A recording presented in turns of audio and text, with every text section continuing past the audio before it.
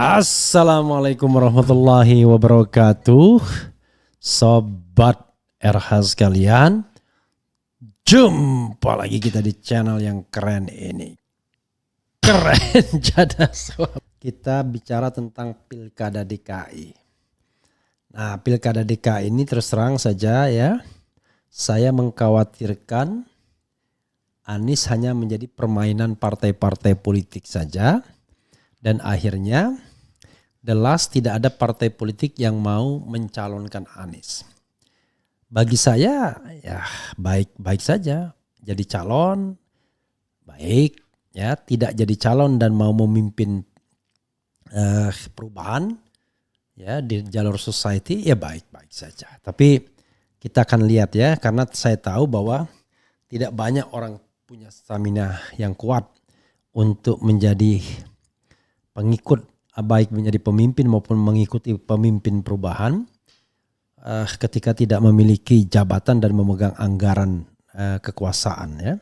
Karena saya merasa mood Anies ya, sepertinya dia sudah memutuskan dalam tanda kutip untuk maju Pilkada DKI. Sayangnya unfortunately dia tidak mau dari jalur independen karena kesempatan itu sudah habis. Hanya Dharma Pongrekun yang bisa lolos melalui jalur independen. Yang kedua adalah meski Anies menunjukkan minat untuk maju melalui partai politik, sepertinya yang agak clear baru Nasdem. Tapi Nasdem reserve wakilnya pasti dari kader dia. Gak jalan gara-gara 20%, kecuali ada pihak yang mengajukan judicial review penghapusan ambang batas 20%. Nah, itu baru bisa. Dan ini menurut saya masuk akal ya. Masa pilkada pakai ambang batas segala? Apa tujuannya ambang batas kecuali untuk membatasi calon ya? Dibilang mengenai keseimbangan politik, bullshit. Anies baik-baik saja tanpa partai politik di DKI ya. Jadi nggak masuk akal itu kalau mengatakan untuk keseimbangan politik. Ahok dulu tanpa partai politik baik-baik aja ya. Nah, karena itu menurut saya tidak ada relevansinya persentase 20% di dalam pilkada. Ya. Oke, nanti akan kita lihat ya apakah ada keinginan partai ini. Karena bolak-balik PKS sepertinya tidak menunjukkan minat. Entah nanti the last time ya. Coba kita bacakan dari kompas.com. Saat PKB dan PKS hanya jadikan Anies ban serep pada Pilkada Jakarta ... 3 kali ya. Jakarta, kompas.com, ambisi Anies Baswedan untuk kembali berkuasa di Jakarta semakin kuat. Gelagatnya tak lagi malu-malu seperti saat baru kalah dalam kontestasi pemilihan presiden 2024 beberapa pekan lalu. Meski demikian, sampai saat ini baru satu parpol yang secara terbuka memprioritaskan Anies untuk maju pada Pilkada Jakarta 2024. Sejumlah parpol lainnya masih sebatas melirik Anies sebagai ban serep. Anies pertimbangkan serius maju di Jakarta. Sikap terbuka Anies terlihat saat bertemu dengan masyarakat Jakarta yang tergabung dalam jaringan rakyat miskin kota. Di acara itu Anies mengaku ditawarkan oleh beberapa partai politik maju sebagai calon gubernur Jakarta dalam pemilihan kepala daerah. Dia tak spesifik menyebut parpol yang dimaksud, tapi mengaku sudah mendapat tawaran untuk dicalonkan. Nah, jadi tadi disampaikan pernyataan dukungan kami. Saya ngomong sama Bapak Ibu, memang saya mendapatkan undangan dari parpol-parpol, ditawarkan, diminta untuk dicalonkan jadi gubernur. Saat ini saya sedang mempertimbangkan apakah kembali atau tidak, ujar Anies. Ya, jadi kalau dia mempertimbangkan itu artinya dia udah mulai tergoda ya. Gubernur DKI Jakarta 2017-2022 itu bahkan menanyakan ke masyarakat yang berkumpul, apakah dia harus kembali memimpin Jakarta atau tidak. Kami sedang pertimbangkan ya, serius nimbang, kembali apa enggak ya, kembali ke Jakarta, tanya Anies. Kita masih butuh Pak Anies, jawab warga lagi. Itulah yang sedang dipertimbangkan, ucap Anies. Sulit dapat tiket. Namun perjalanan Anies untuk maju dalam Pilkada Jakarta diprediksi akan sama sulitnya saat ia hendak menjadi calon presiden. Sebab Anies bukanlah orang partai yang menjadi prioritas diusung dalam kontestasi pilkada. Meskipun Anies dikenal memiliki basis massa yang besar dari modal kepemimpinannya selama 5 tahun di Jakarta, namun bukan jadi jaminan untuk diusung oleh partai politik.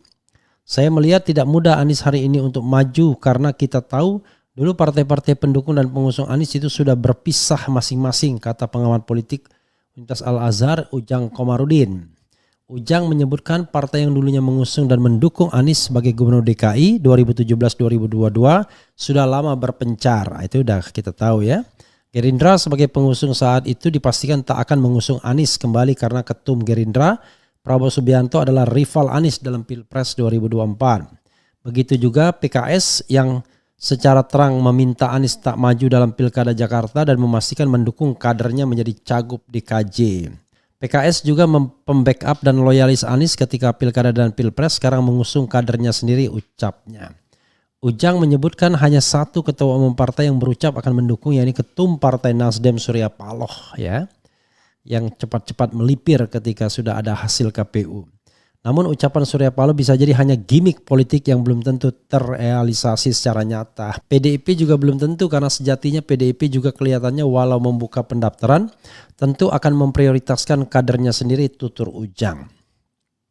Ini tantangan terberat bagi Anies mencari partai agar memenuhi persyaratan 20% itu. Ini yang sebenarnya agak berat, sambung dia. Ya karena itu judicial review dong 20%. Langkah Anies menjadi gubernur Jakarta dinilai sangat berbeda dengan Pilkada DKI 2017. Ujang menyebutkan saat itu Anies sangat dibantu oleh Yusuf Kala yang masih menjabat sebagai wakil presiden ke-12 RI. Kalau dulu 2017 dibantu oleh Pak JK. JK masih jadi wapres dan bisa lobi sana sini dan sebagainya untuk mendapatkan tiket bagi Anies. Sekarang sulit untuk mendapatkan backup kursi itu, tuturnya. Kesempatan terakhir yang bisa dicoba Anies adalah mampu meyakinkan partai politik untuk mengusungnya kembali sebagai gubernur Jakarta. Jadi ban serep PKS dan PKB. Pembacaan Ujang terkait Anies selaras dengan sikap dua partai koalisi perubahan yang dulunya mengusung Anies sebagai capres, PKS dan Partai Kebangkitan Bangsa. Kedua partai ini dengan gamblang menempatkan Anies sebagai ban serep dalam perhelatan Pilkada Jakarta 2024. Jubir PKS Muhammad Khalid mengatakan harapan DPP PKS jelas menginginkan Anies tak maju dan bisa mendukung kader yang mereka siapkan. Meski nama kader maju belum disebut, PKS sangat berharap Anies bisa menjadi juru kampanye agar partai berwarna orange ini bisa berkuasa penuh di Jakarta setelah menjadi partai pemenang DPRD DKJ. Kami tetap berharap Pak Anies akan tetap dukung kader PKS sebagai calon gubernur DKJ jika misalnya nanti yang jadi maju kader PKS bukan beliau, kata Khalid. Khalid menyebut peluang Anies untuk diusung PKS dalam Pilkada Jakarta tetap terbuka, tapi opsi tersebut adalah pilihan akhir untuk merespons dinamika politik ke depan. PKB juga demikian, nama Anies adalah skenario terbuka yang tidak dipilih menjadi prioritas utama. Sebab nama Menteri Ketenagakerjaan Ida Fauzia adalah prioritas utama yang akan diusung PKB. Yang jelas sampai hari ini kita masih punya calon kandidat yaitu Ida Fauzia, kata Wakil Sekretaris Jenderal PKB Saiful Huda Selasa. Sejauh ini hanya Nasdem yang menjadikan Anies prioritas untuk maju dalam Pilkada Jakarta seperti yang diungkapkan Ketua DPP Nasdem Willy Aditya. Dikadalin lagi ya. Tapi nama Anies tidak sendiri, Nasdem juga membuka peluang dua kadernya yaitu Ahmad Saroni dan Wibi Andrino maju dalam perhelatan Pilkada Jakarta 2024.